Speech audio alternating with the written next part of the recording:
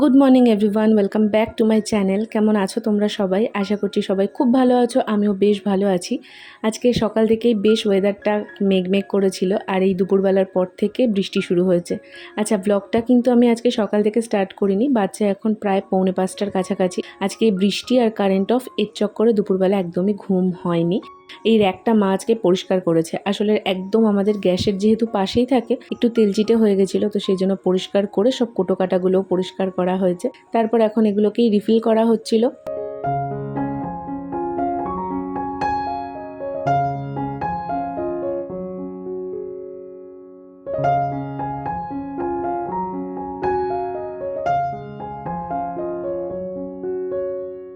রাজপ্রাসাদ হোক বা কুঁড়ে ঘর, সেটা যদি নিজের হয় তাহলে সেটাকে কিন্তু গুছিয়ে রাখার মধ্যে একটা আলাদাই শান্তি আছে।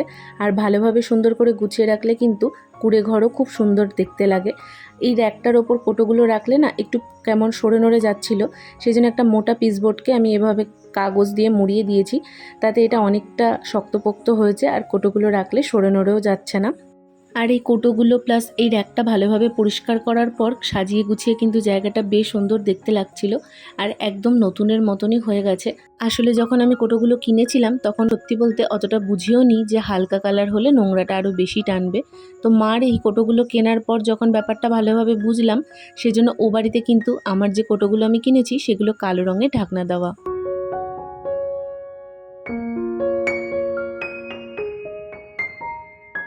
আজকে সন্ধেবেলাতে একদম প্ল্যান করেই নিয়েছিলাম বিছানার চাদরটা পাল্টাবো। সকালবেলাতেই পাল্টাতে পারতাম, তবে সকালবেলা থেকে যেহেতু ভিডিওটা স্টার্ট করিনি, কিছুটা সে কারণেই সকালবেলাতে বিছানার চাদরটা আর পাল্টাইনি। আগের দিন তোমাদের দেখিয়েছিলাম একটা নতুন বিছানার চাদর মা কিনেছিল, মানে এই চাদরটার সাথে আর একটা যে নতুন চাদর কেনা হয়েছিল সেই চাদরটাই আজকে পাতবো। তো ওটাকেই বের করে নিয়েছি। মা বলল পুজোর জন্য রেখে দেবে, তবে আমি বললাম আর একটা নতুন চাদর তখন নয় কিনে নেওয়া যাবে, এখন এটা পেতে দিই। আসলে নতুন জিনিস ব্যবহার করতে খুব ভাল লাগে, আর আমি তো এরপর চলেই যাব, তখন পুজোতে আমার আর আশা হবে না। তো সেই জন্য আমি বললাম যে না, এটা পেতেই ফেলি। তবে এই চাদরটা কাচবো, কিন্তু এভাবে অগোছালো করে রাখলে না অনেকটা জায়গা দখল করবে, আর দ্বিতীয়ত আরও বেশি ধুলোবালি পড়ে নোংরা হবে। সেজন্য ওটাকে ভাঁজ করে গুছিয়ে রাখলাম, কারণ কালকেই যে কাচা হবে তার কোনো কথা নেই। আর এভাবে গুছিয়ে রাখলে অনেকটা জায়গাও দখল করবে না, সাথে ঘরটাও অগোছালো লাগবে না। যেদিন কাচা হবে তখন নিয়ে কাচা হয়ে যাবে। আর চাদর টান করে না পাতলে আমার একদমই ভাল লাগে না, আর এই টান করার চক্করে অনেকটা টাইম আমার চলে যায়। Our hearts beat to the city streets.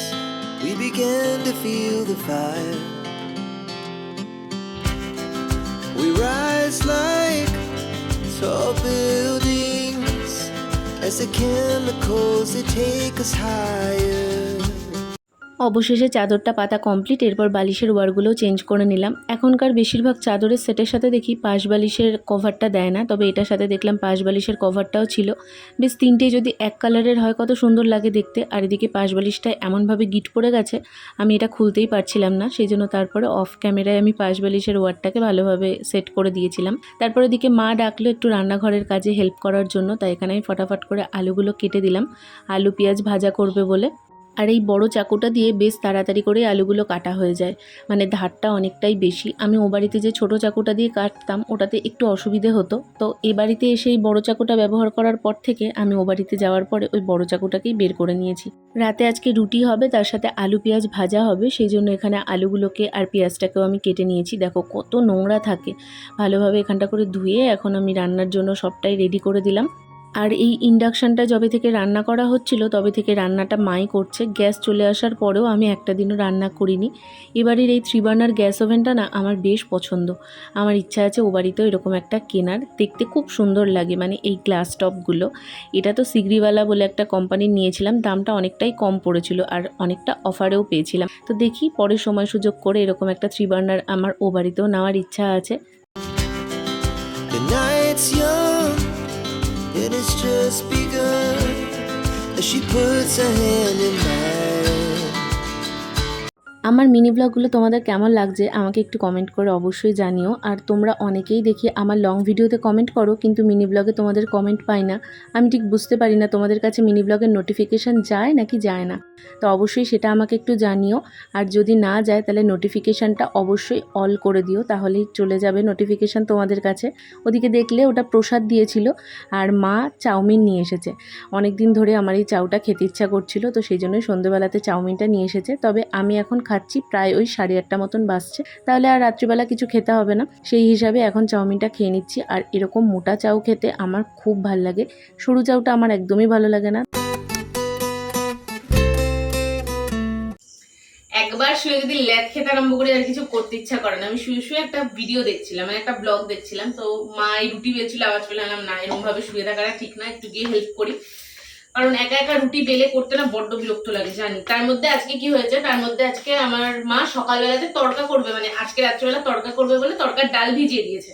এবার সেটা তো আমি জানতাম না, আমি সন্ধ্যাবেলাতে চাউমিন খেয়ে নিয়েছি, মারও মাথা থেকে বেরিয়ে গেছে। তারপরে তো আলু কেটে দিয়েছি, আলু পেঁয়াজ ভাজা হয়েছে, সবকিছু কমপ্লিট। এখন মার মনে পড়েছে যে তড়কার ডালটা ভেজানো ছিল। এবার আমাদের তো ফ্রিজ নেই যেটাকে স্টক করে রেখে দেবে, তাহলে তুমি তার থেকে করেই নাও, ওয়েদার ঠান্ডা আছে, করে নিলে অন্তত নষ্ট হবে না জিনিসটা। তো সেই জন্য তড়কাও করা হয়েছে। আমি রাত্রিবেলায় তরকারি দিয়ে রুটি, কি বলছি তরকারি, আমার রাত্রিবেলা রুটি খাওয়ার মতন তো কন্ডিশন নেই, মানে খিদে নেই। তবে হয়তো একটু তরকারি টেস্ট করে দেখতে পারি, নাহলে মা বাবা খাবে, বাদ বাকিটা থাকবে, কালকে হবে। এখন ফটাফট করে রুটিগুলো বেলে দিই।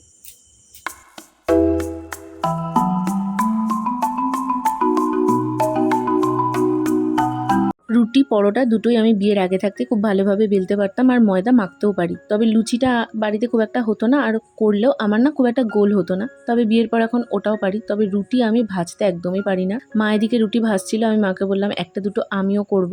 আসলে করতে না ইচ্ছাও করে না, একদম পাঁপড় ভাজা বানিয়ে ফেলি, নয় পুড়ে যায়, সেই জন্য মনে হয় ওয়েস্ট হবে, তাই জন্য করতেও ইচ্ছা করে না। তবে না করলে তো শিখতেও পারবো না, তাই ভাবলাম যে কটা দিন এখানে আছি এখন রোজ রুটিটা আমিই করব, তাহলে অন্তত শিখে যাব। আর বাবা মার কাছে ছেলে মেয়ে যেমনই রান্না করুক সে বেস্ট মাস্টার শেফ হয়, সেটা অন্য কোথাও পসিবল না। তো পোড়া করি আর পাপড়ি বানাই, সেটা বাবা মা হাসি মুখেই খেয়ে নেবে।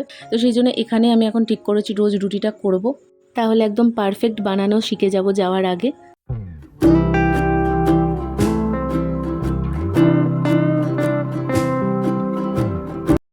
ভালোভাবে গা হাত পাটা ধুয়ে আসলাম, এখন যেন একটু স্বস্তি লাগছে। আসলে কি বলতো, রুটির ময়দাটা মা মাখছিল ওখানটা করে, তারপরে রুটিগুলোকে বেলেছি, এদিকে খাট পরিষ্কার করেছি। খাটের চাদর আমার চেঞ্জ করতে প্রচণ্ড প্রবলেম হয়, সেই সমস্ত চেঞ্জ করেছেন। আমার এত গরম লাগছিল, বৃষ্টি হয়েছে কিন্তু কি বলতো, বৃষ্টি হওয়ার পরে আবার হাওয়া টাওয়া নেই, পুরো প্যাচপ্যাচানি গরম লাগছে। তো গা হাত পাটা ধুয়ে আসলাম, আমি মাকে বললাম যে মা 2-3টে রুটি অন্তত রেখো, আমি এসে করব। তো তাড়াতাড়ি করে গায়ে দুমক জল ঢেলে চলে এসেছি। এখন চলো দেখি মা রুটি করা হয়ে গেছে কিনা, নাহলে রুটিগুলো আমি ভাজবো।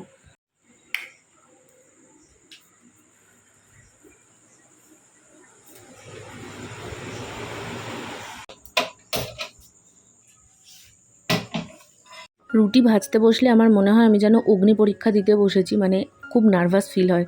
আসলে জিনিসটা সত্যিই নষ্ট হলে না প্রচণ্ড গায়ে লাগে। আচ্ছা, তোমরা আমাকে আজকে একটু কমেন্ট করে বলবে আমি কোথায় ভুল করি। এই দূর অবধিও কিন্তু আমি এখন বেশ ভালোই পারি, মানে দুটো করে একসঙ্গে করে আমি শিখতেও পারি, উল্টাতে পারি, সব কিছুই ঠিক আছে দূর অবধি। আর এখানে দেখো রুটিটার মধ্যে একে আমার নার্ভাস লাগছে, তার মধ্যে রুটির মধ্যে আবার কি লেগে গেছে। তো দেখো রুটি শেখাটা আমি দূর অবধি ঠিকঠাক অবধি পারি, এরপর থেকেই আমার হয়ে যায় সব কিছু গণ্ডগোল। তো তোমরা প্লিজ আমায় একটু কারেক্ট করো যে কীভাবে করলে আমি খুব ভালোভাবে পারবো।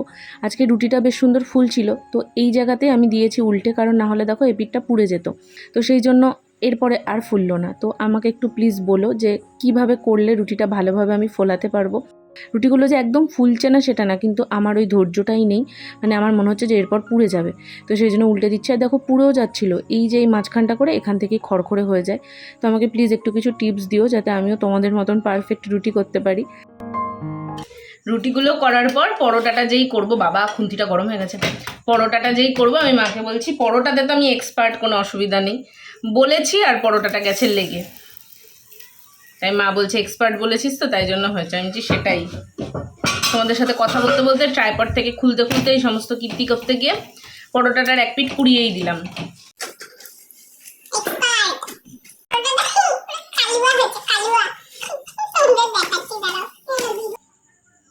বুঝতে পারছো, পুরো পুরো কালুয়া। পরোটাকে তো কালুয়া ভেজেইছি, ইয়েকেও দিয়েছি পুড়িয়ে, তাওয়াটাকে। আজকে সকাল থেকে আমার গায়ে শুধু জিনিস পড়তেই আছে। মা ইন্ডাকশানে ভাত করেছে, এবার ভাত করার পর ওদিকে অন্যদিকে মন ছিল, ইন্ডাকশানের মধ্যে ফ্যানটা পড়ে গেছে। এবার যেহেতু ফ্যান পড়ে গেছে, মা করেছে কি ওটাকে এরম করে ঝাটকা দিয়ে সরিয়েছে। আর সাইডে আমি বসেছিলাম, পুরো ফ্যান আমার এই গোটা হাত দিয়ে পড়েছে, মানে যা জ্বলা পোড়া করেছে তা তো বাদই দাও হলো। এখন এই পরোটাটা উল্টাতে গিয়ে ওই সেম হাতে আমার আবার তেল ছিটলো। মানে কি যে আজকে আমার গ্রহের ফের লেগেছে। চলো এখন বসে একটু এডিট করব আর একটু ফ্যানের হাওয়া খাই। লাইটটা অফ করে দিই, লাইট অফ করে বসতে আমার কি যে ভালো লাগে।